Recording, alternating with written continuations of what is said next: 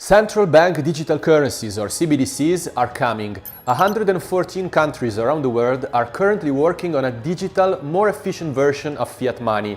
11 projects have already launched. Critics consider CBDCs to be the nemesis of crypto. They see it as a dystopian technology that will allow governments to have total control over people's finances. CBDCs are definitely our future, and I think that people should be afraid.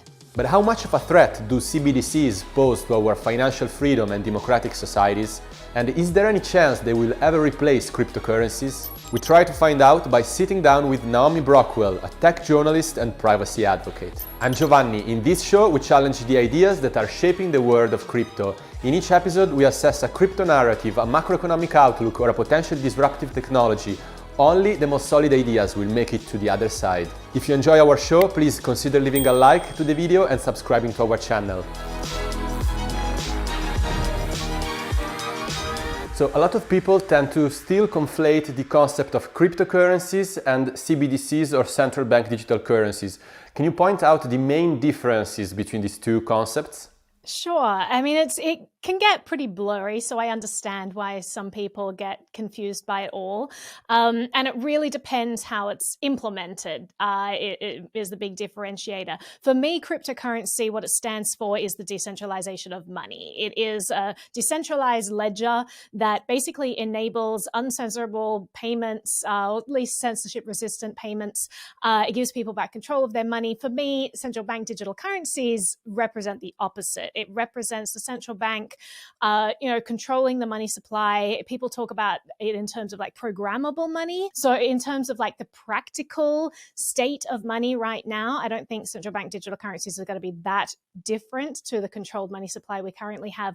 But there is room for even more like nefarious activity, I think, from governments. Yeah, we have seen that these technologies are already being implemented in a number of countries. For example, CBDCs has already launched in the Bahamas, in Nigeria, in the Eastern Caribbean. We also saw that major economies like the US and China are already exploring these technologies. China is already testing it on its territory. But now I would like to ask you, what are the specific applications of CBDCs that make you worry the most? Well, I think it goes back to that idea of programmable money. It's the idea that I might have savings in my bank account that the government could just delete if I don't spend it fast enough. If I send money to the wrong person, all of that is controlled. If I make bad financial choices, I could get penalized, right? I think we can look to countries like China and their social credit system to see some of the ways that this control is implemented, where, if you get a bad credit score, suddenly you don't get access to certain schools or different hotels, or you can't ride the fast train if you're going across the country. And it's really is just a way for the government to control people's lives in different areas of their lives. Okay, but now we're talking about China. So it's an authoritarian regime, and it's of course natural that they are applying CBDCs for authoritarian purposes. But what about Western countries, Western democracies like the US, like Europe? Don't you see the possibility that CBDCs deployed in this context can reflect the values of democracy and freedom that our societies are largely based on? I think whether it's possible and whether it's likely are going to be very different questions. If we look at how these so-called Western democracies are treating the current financial system, I expect that we'll see something very similar with CBDCs. And our current financial system is completely surveilled. You cannot open a bank account. You cannot move money electronically without having all kinds of IDs requested of you, all kinds of personal information collected. It is just not possible to use these payment rails in an anonymous way, in a private way at all. It used to be, but suddenly I think we're like frogs in boiling water. We just kind of get used to these surveillance tools ramping up, and we don't really notice when we suddenly get to a stage where everything is surveilled. I think that these governments pay a lot of lip service to privacy and these ideals of freedom. I just don't buy it, and I don't see from their actions that they're standing by these convictions. We have people like Assange, been detained for over 10 years now for journalism. Yet we talk about free speech. We talk about all the freedoms that we're enabling here. Like, yes, I'm not going to say that we're as bad as China. Absolutely Absolutely not. I look at what's going on in China and my heart breaks for the people there and how surveilled they are.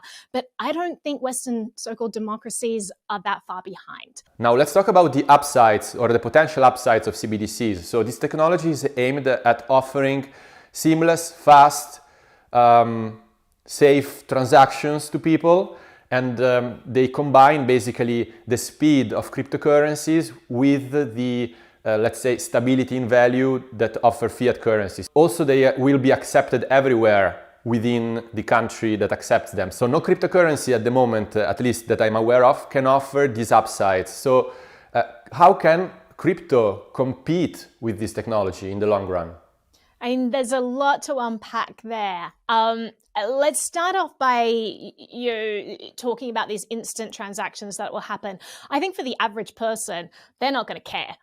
They're not going to see the difference between what they currently can do with their credit card and with PayPal and whatever not, and what CBDCs will offer. As far as the average user is concerned, they're making instantaneous transactions already. They don't understand that the financial system operates on credit, and it takes several days, sometimes longer, for money to clear.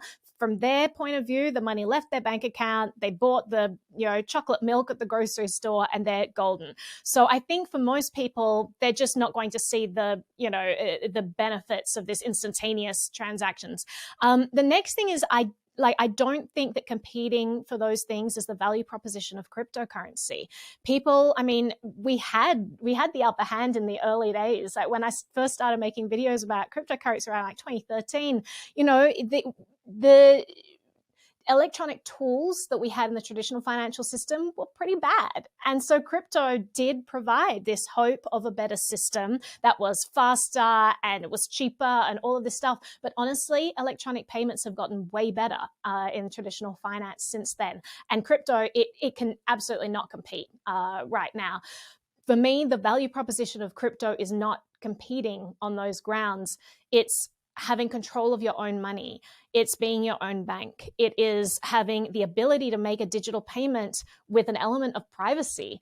For me, I like the idea of using money where every transaction isn't monitored and tracked, and where it's not all kept in some database and some permanent record attached to my real identity, in some NSA government data center. I was wondering, why can't these two technologies coexist? So cryptocurrencies and CBDCs.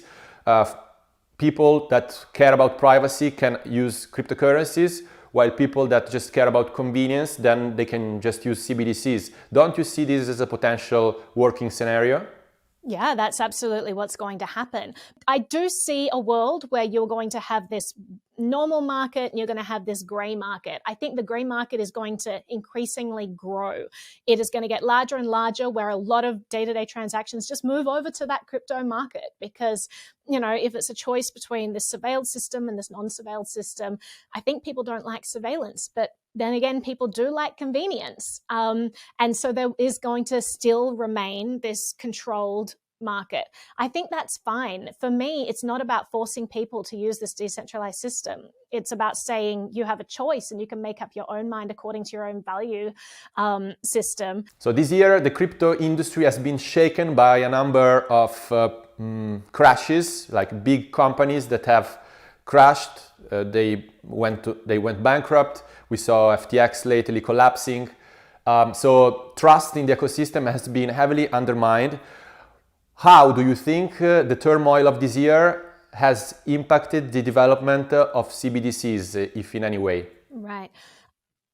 So as they say, never let a good crisis go to waste. And I think that's exactly what you're seeing here. And so I think that a lot of politicians are going to use this momentum of all of these people getting hurt in the crypto space to try to push forward CBDCs, to try to push forward more financial control and regulations. That's absolutely going to be the outcome of this. But I hope that for all of the people who do understand this technology, that they're looking at this and they're realizing what the future is. I mean, the future is decentralization, where you don't need to rely on these centralized entities, where you don't need to trust a CEO if you can read the code. And I think once their perception shifts and they realize that they can have more faith in their money being there if you can see proof of reserves and it's all just determined by the code, which is completely transparent. I mean, that's a world I want to live in. I want to live in that transparent world where people can get this information for themselves and we're not dealing with, shadowy power brokers who are paying politicians behind closed doors. So despite the criticism of privacy advocates like you, like other crypto enthusiasts, it seems that CBDCs initiatives are being pushed forward by governments all around the world. They don't seem they're going to stop. And so what do you think?